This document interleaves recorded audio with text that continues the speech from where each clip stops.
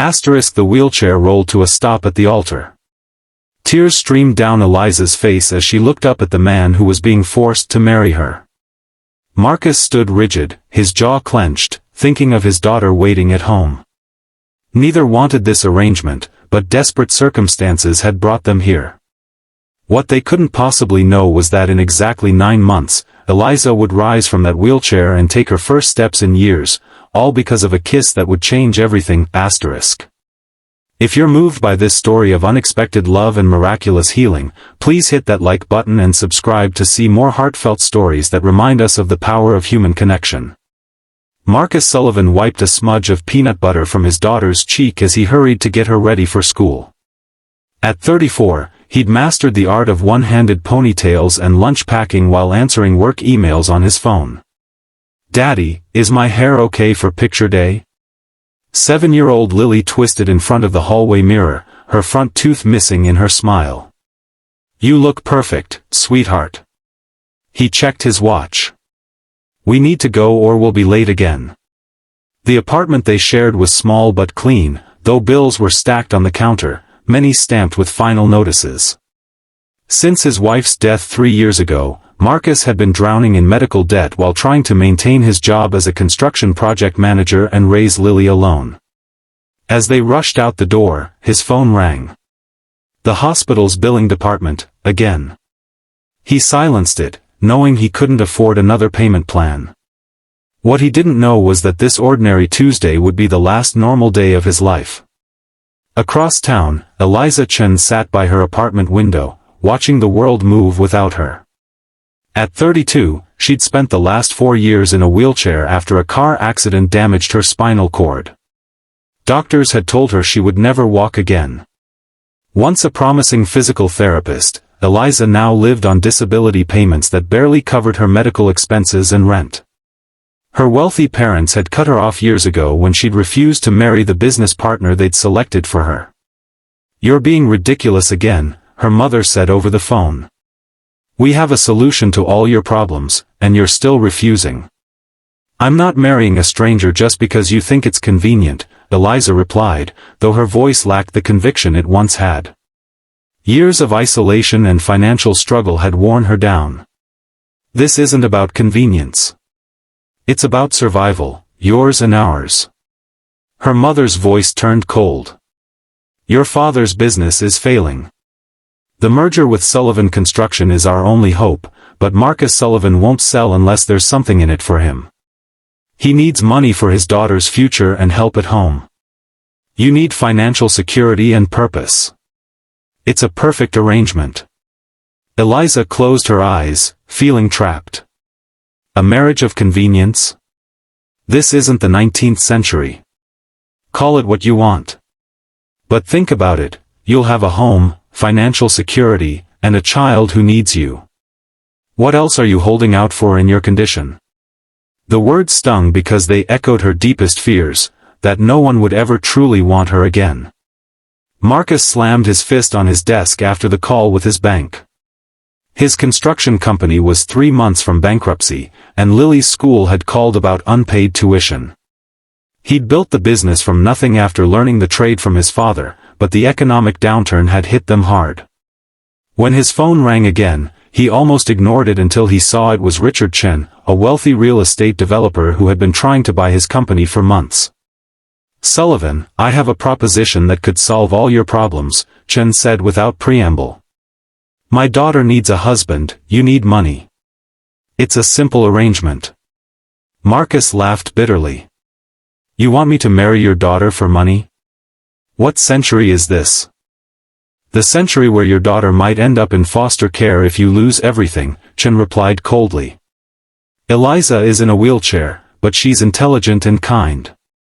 She needs stability and purpose. You need financial security and someone to help with your daughter while you work. It's a practical solution." "This is insane," Marcus said, but he didn't hang up. 1 year, Chen continued. "Stay married for 1 year, and I'll clear all your debts, invest in your company, and set up a college fund for your daughter. After that, if you both want out, you can divorce with a generous settlement." Marcus thought of Lily's face that morning, innocent and trusting that her father would take care of everything. He thought of the mounting bills and the business his father had built, now crumbling under his watch. "I want to meet her first," he said finally, hating himself for even considering it. The cafe where they agreed to meet was quiet in the afternoon lull. Marcus arrived early, nervously adjusting his collar. He'd told himself this was just a meeting, not a commitment. When Eliza wheeled in, he was struck by her quiet dignity. She wore simple clothes, her long black hair pulled back, revealing high cheekbones and wary eyes. She wasn't what he expected from a wealthy developer's daughter. "So you're the man my father thinks will solve all our problems," she said without preamble. Marcus appreciated her directness. "And you're the woman who's supposed to save my business and help raise my daughter." A ghost of a smile crossed her face. "At least we're both clear about how ridiculous this is." They talked for an hour, carefully avoiding personal questions at first, then gradually revealing pieces of themselves. Eliza spoke of her work as a physical therapist before the accident. Marcus shared stories of Lily's antics and his struggles as a single parent. "Why would you agree to this?" he finally asked. "Your father is wealthy. You must have other options." Eliza's fingers tightened around her cup. "My parents cut me off when I refused an arranged marriage years ago. The irony isn't lost on me that I'm considering one now." She looked out the window. "For years in this chair has taught me that pride doesn't keep you warm at night. I'm tired of being alone, of being a burden. And I miss having purpose." Her honesty disarmed him. "I can't offer love," Marcus said quietly. "My wife was everything to me." "I'm not asking for love," Eliza replied. "Just respect and maybe, eventually, friendship. I could help with Lily. I was good with children in my practice." As they parted, Marcus found himself saying, "I'd like you to meet Lily before we decide anything." Eliza nodded, a flicker of hope in her eyes that she quickly disguised. "I'd like that too." Lily took to Eliza immediately, fascinated by her wheelchair and delighted when Eliza showed her how to do a wheelie. By the end of the evening, she was sitting in Eliza's lap as they looked through a book together. "She's wonderful," Eliza said when Lily had gone to bed. "You've done an amazing job with her." Marcus leaned against the kitchen counter, watching Eliza's gentle movements as she helped clear the dishes. "She hasn't connected with anyone like that since her mother died." A week later, they signed the contract. The wedding would be small, the terms clear, 1 year of marriage, after which they could choose to continue or part ways with the financial arrangements intact. What neither of them signed up for was the way their hearts would complicate everything. The wedding was a quiet affair at City Hall, with only Lily, the Chens, and a few necessary witnesses present. Eliza wore a simple cream dress, her hair adorned with small flowers that Lily had insisted on. Marcus looked uncomfortable in his suit but managed a reassuring smile when he saw Eliza's nervousness. "You look pretty," Lily told Eliza, holding her hand as they waited for the ceremony to begin. Eliza squeezed the little girl's fingers. "Thank you, sweetheart. So do you." When it came time for the kiss, Marcus leaned down awkwardly, placing a brief, formal kiss on Eliza's lips. Neither expected the jolt of connection that passed between them, a moment quickly dismissed as nerves. Moving into Marcus's small house was a challenge. It wasn't wheelchair accessible, so Marcus spent the weekend building ramps and widening doorways. Eliza watched him work, impressed by his skill and dedication. "You didn't have to do all this," she said as he installed grab bars in the bathroom. "Yes, I did," he replied simply. "This is your home now too." Those words, spoken without sentiment but with absolute conviction, were the first crack in the wall Eliza had built around her heart. The first months were awkward but cordial. They slept in separate rooms, maintained polite conversation, and focused on creating stability for Lily. Eliza took over managing the household while Marcus worked to rebuild his company with Richard Chen's investment. Lily thrived under Eliza's attention.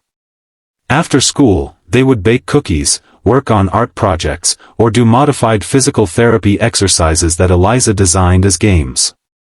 Marcus would come home to find them laughing together, the house warmer and more alive than it had been in years. "She asked if she could call me Mom today," Eliza told Marcus one evening after Lily was asleep. "I told her she should talk to you first." Marcus stiffened, his grief still raw. "What do you think?" Eliza wheeled closer to him. "I think Sarah will always be her mother. But I also think Lily needs a mother figure in her life now.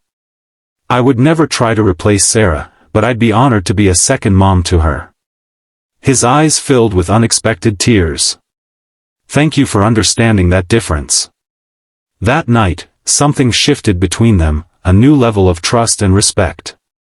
6 months into their arrangement, Marcus came home to find Eliza attempting to reach a book on a high shelf, her wheelchair tipped precariously. "What are you doing?" he asked, rushing to steady her. Being stubborn, she admitted with frustration. "I hate asking for help." Instead of retrieving the book for her, Marcus stood behind her wheelchair. "Try again. I'll spot you." Eliza looked up at him, surprised by his understanding. She reached again, feeling his strong hands steady her chair, allowing her the dignity of doing it herself while ensuring she wouldn't fall. As she settled back with the book, their eyes met. "Thank you," she said softly. "For what?" "For not doing it for me. For understanding." Later that week, Marcus found Eliza in tears after a particularly difficult physical therapy session. "The doctor said I'd never walk again," she explained, wiping her eyes. "But I keep trying anyway." "Stupid, right?" Marcus knelt beside her wheelchair. "Not stupid. Brave." He began attending her therapy sessions, encouraging her through exercises, celebrating small victories, and holding her through moments of despair. What had begun as a business arrangement was evolving into something neither had anticipated, a partnership. 8 months into their marriage, Lily fell ill with a high fever. They took turns sitting with her through the night, Eliza showing Marcus how to bring the fever down with cool compresses. In the early morning hours, exhausted, they found themselves on the couch together, Eliza having transferred from her wheelchair. "You're good at this," Marcus said quietly. "Being a mother." Eliza looked down. "I always wanted children. After the accident, I thought that dream was over." Without thinking, Marcus took her hand. "Why? Who would want to build a family with someone like me?" The vulnerability in her voice broke something open in him.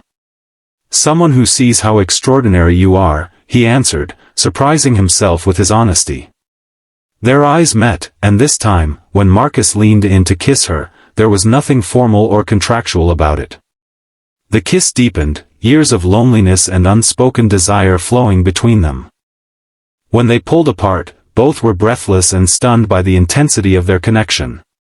"I didn't expect this," Eliza whispered. "Neither did I," Marcus admitted. "But I'm not sorry." As their contract neared its 1-year mark, neither mentioned the option to end their arrangement. They had moved into the master bedroom together, their relationship evolving into a true marriage in every sense.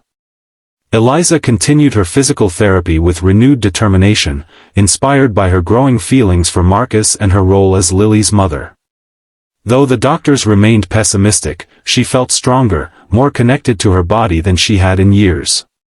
On the morning of their first anniversary, Marcus and Lily surprised Eliza with breakfast in bed and a small jewelry box. "We didn't have real rings when we got married," Marcus explained as Lily bounced excitedly. Inside was a beautiful engagement ring and wedding band. "I thought we could renew our vows," he said. "This time not because of a contract, but because I've fallen in love with you." Tears filled Eliza's eyes. "Are you sure?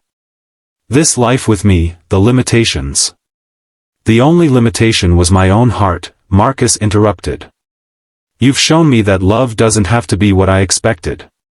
It can be something new, something even stronger." Eliza pulled him close for a kiss, Lily giggling as she squeezed between them for a family hug.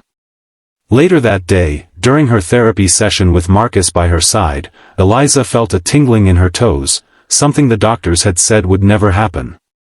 She gasped, gripping Marcus's hand. "What is it?" he asked, alarmed. "I felt something," she whispered, afraid to hope. "In my feet." The therapist was skeptical but ran tests. To everyone's amazement, there was a response, faint but undeniable. The damage to her spinal cord hadn't been as permanent as they thought. The years of persistent therapy, combined with her body's own healing, had created a miracle no one expected. 3 months later, after intensive rehabilitation, Eliza stood between parallel bars, sweat beading on her forehead as she took her first tentative step in nearly 5 years. Marcus and Lily watched, tears streaming down their faces. "You're doing it, Mom!" Lily cheered. 1 step became 2, then 3. When she reached the end of the bars, Eliza collapsed into Marcus's arms, both laughing and crying. "The doctor said it was impossible," she whispered against his chest. "They didn't account for how stubborn you are," he teased, holding her tight. "Or how loved." On their 2nd anniversary, they renewed their vows in a proper ceremony. This time, when the minister said, "You may kiss the bride," Eliza rose slowly from her wheelchair, still needed for longer distances, and stood on her own 2 feet to meet her husband's kiss. As they pulled apart, Marcus whispered, "Look at you, standing for love." Eliza smiled through her tears. "No, standing because of love. Your love gave me something to fight for." Their journey had begun as a cold business arrangement between 2 desperate people. It had transformed into a testament to the healing power of family, commitment, and unexpected love, proving that sometimes, the most beautiful beginnings come from the most unlikely circumstances. As Eliza and Marcus walked hand in hand with Lily between them, they knew their story wasn't about a miraculous physical recovery, but about the miracle of opening your heart when you least expect to find love. Sometimes life forces us into situations we never would have chosen, only to reveal that what we need most has been waiting there all along. If this story touched your heart, please like this video and subscribe to our channel for more inspiring tales of love overcoming impossible odds. Remember that sometimes our greatest limitations aren't physical, they're the walls we build around our hearts.